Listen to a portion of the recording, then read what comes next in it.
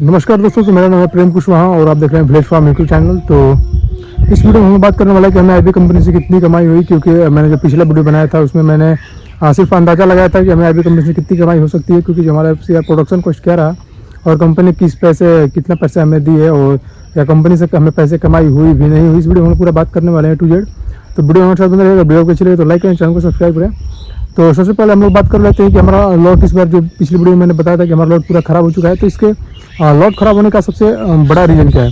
तो लॉट ख़राब होने का सबसे बड़ा रीज़न हमारा है कि फार्म में इकोलाई आ गया था, और दूसरा रीज़न था कि हमारे फार्म में जो चूहों ने पूरा आतंक मचा रखा था। मैंने वीडियो शूट किया था और वीडियो में बताया था कि हमारे फार्म में चूहों ने पूरा आतंक मचा रखा है और चूहों ने पूरे चिक्स को काट कर मोटिलिटी बहुत ज़्यादा चिक्स की मोटिलिटी कर दी है। और बात हमारे चिक्स की मोटिलिटी होने का और भी था। जब लास्ट में हम लोगों ने लिफ्टिंग करा लिया तो हमारे जो लिफ्टिंग होने के बाद हमारे चिक्स बच गए थे, जो कि लेमबर्ड थे।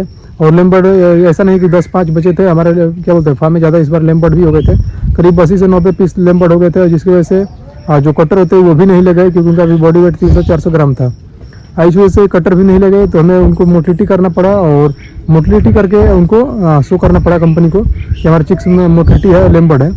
तो इस वजह से हमारी क्या बोलते हैं मोटिलिटी और ज़्यादा बढ़ गई, जो कि कंपनी के क्या बोलते हैं कंपनी जो हमें 7% मोटिलिटी देती है कि 7% तक आपका अगर मोटिलिटी होता है तो कोई चार्ज नहीं होता, बट 7% से ज़्यादा मोटिलिटी होता है तो आपको चार्जेस देने पड़ते।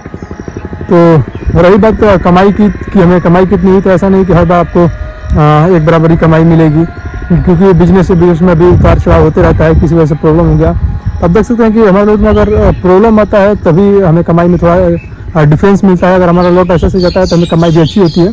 तो ऐसा नहीं कि आप कहीं पर नौकरी कर रहे हैं तो आपको परमानेंट जिस तरह सैलरी मिलती है उस तरह का बिजनेस है। किसी भी बिजनेस या किसी फील्ड, तो रही बात किसी भी बिजनेस में आप सोचो कि एक बराबर उसकी इनकम हो, तो ऐसा नहीं हो सकता है। किसी भी बिजनेस में बराबर इनकम कभी नहीं आती है।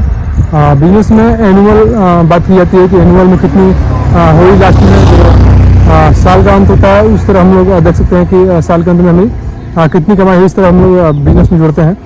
कोई आप नौकरी नहीं कर रहे हैं कि आप मंथली आप देखेंगे कि हमारे मंथ में 30,000-35,000 रुपया है, ऐसा नहीं हो सकता है। क्योंकि बिजनेस जो भी करते हैं उनको मालूम होगा कि कभी किसी महीने में क्या बोलते हैं उनको थोड़ा अच्छी ज़्यादा सेल हुई, अच्छी कमाई हुई, किसी महीने में थोड़ा उनका जो सेल है और कमाई हुई थोड़ी कम हुई। तो इसलिए आपको कभी ऐसा नहीं मानना है। बिजनेस अगर कर रहे हैं तो आपको बिजनेस माइंडसेट से लेकर चलना पड़ेगा। कि बिजनेस से कभी लॉस भी हो सकता है, कभी कमाई कम भी हो सकती है और कभी ज़्यादा भी हो सकती है। इस तरह होता है बिजनेस में। आप कभी नौकरी नहीं कर रहे हैं कि आपको एक बराबर कमाई मिले। तो मेरे भी जितने फार्मर भाई हैं अगर डिमोटिवेट हो जाते हैं एक दो बार लॉस होने के कारण या कम कमाई होने के कारण, तो मैं उनसे यही कहूँगा कि आप ऐसा ना करें।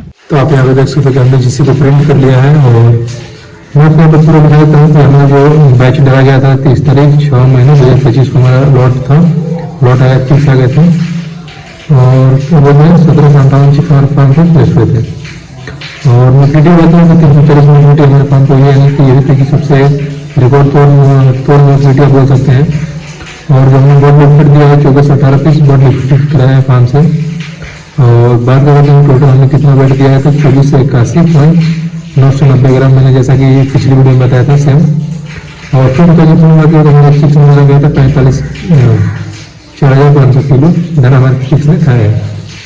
बात करते हैं फर्स्ट में मोटिलिटी, फर्स्ट जिस दिन चिक्स आते हैं उनकी कितनी मोटिलिटी हुई थी, तो 4.21% उनकी मोटिलिटी हुई थी और टोटल मोटिलिटी 20% के आसपास है, 19.34 है। और एफसीआर हमारा 1.83 का एफसीआर आ रहा है। और हमारा जो एवरेज बॉडी वेट है 1.75 एवरेज बॉडी वेट है। और मिनिमम होता है 40 दिन का हमारा लिफ्टिंग एक्शन था।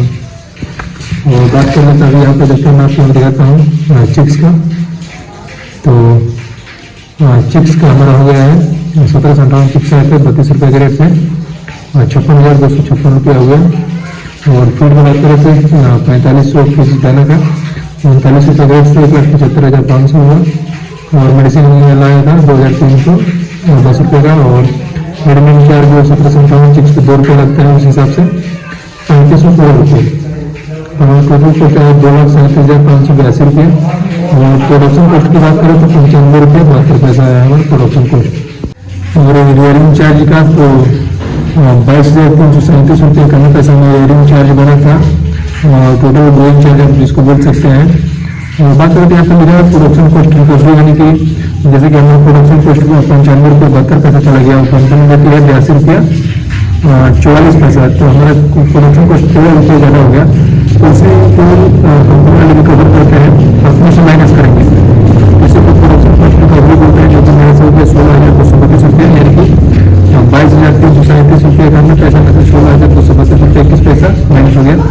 और ये कहते हैं कि ये रिकवरी लिखा हुआ है, तो आपको बहुत से नए फार्मर है, मुझे समझ नहीं आएगा कि रिकवरी होता क्या है।